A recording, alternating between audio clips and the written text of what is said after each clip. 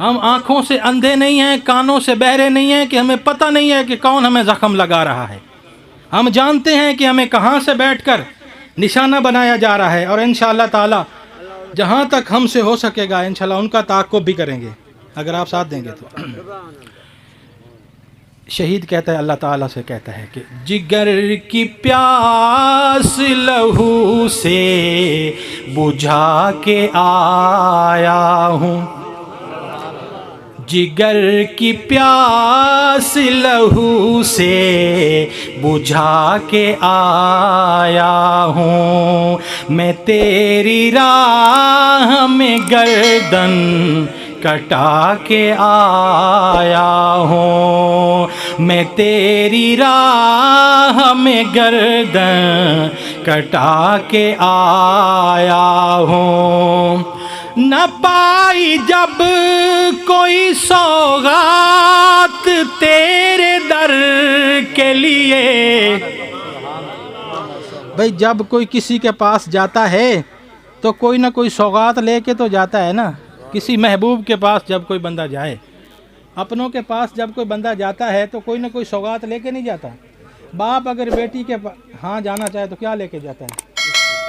کچھ نہ کچھ لے جائے، بھئی چلو گوڑ باندھ رہا ہے یہ لے چلو، چلو اور کچھ نہیں، کماند کے گنے کچھ توڑ لو وہ لے چلو، ہوتا ہے نا ایسے، وہ کوئی نہ کوئی سوغات لے کے جاتا ہے۔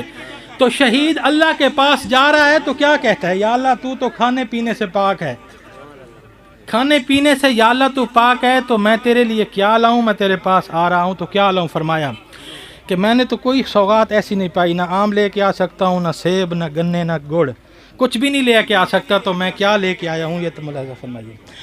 نہ پائی جب کوئی سوغات تیرے در کے لیے،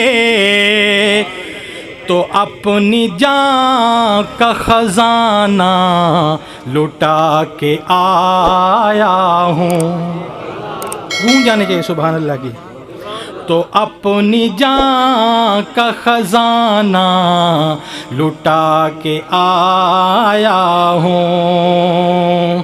اور شہید کوئی لاوارث نہیں ہوتے کہ ان کے بچے نہیں ہوتے یا ان کی بیویاں نہیں ہوتی، سب کچھ ہوتا ہے، لیکن کیا ہے، ان کو بھی ہر کوئی چاہتا ہے، ان سے بھی ہر کوئی محبت کرتا ہے۔ تو یہ کیا کہتے ہیں اللہ سے؟